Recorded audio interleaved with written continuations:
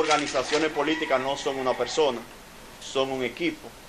Y por eso estamos aquí. O sea, todos los partidos tienen altas y bajas, el nuestro no es la excepción.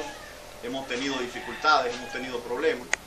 Donde los otros partidos dicen que tienen gente, pero no tienen gente. Porque cuando ellos tienen que pagarle a esa gente para que vayan y voten por ellos, eso significa que no tienen gente.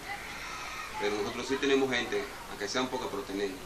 Porque a ninguno de los que estamos aquí presentes le hemos tenido que ofrecer dinero ni nada para venir aquí. Sino todo el que ha venido aquí porque ha sentido su corazón apoyar en este proyecto. Nosotros estamos pidiéndole a Dios, al Todopoderoso, que nos ilumine a todos los que estamos aquí presentes y los que van a llegar pronto a este partido para hacer algo diferente a los demás. Porque ya hay tiempo ya que se haga una nueva política, algo diferente en este país. Y todo el mundo quiere algo, que se vea, que realmente se diga la verdad, que se comience a trabajar. Y eso va a sumar más personas al trabajo del partido.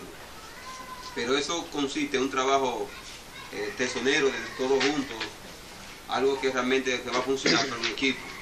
Porque yo no podría hacerlo solo, ni el compañero tampoco puede hacerlo solo, el compañero Franklin. Es decir, que va a necesitar ayuda de todos nosotros. Ingresé a la Alianza por la Democracia porque es un partido diferente, porque se da la oportunidad de crecer a cada uno de nosotros.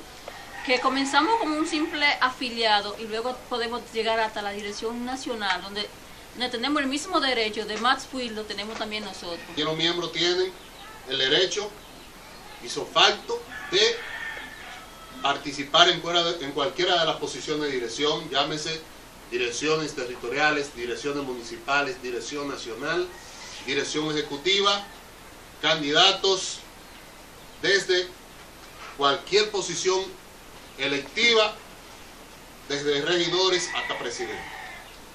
Esa es la categoría de miembro, te permite actuar en todo ese esquema. Volverá la esperanza perdida. Volverá la esperanza perdida. Por hacer de la patria una flor. Por hacer de la patria una flor. Por el pan, el progreso, la vida. Por el pan, el progreso, la vida. La salud, la verdad y el amor. La salud, la verdad y el amor. Les doy un aplauso a ustedes.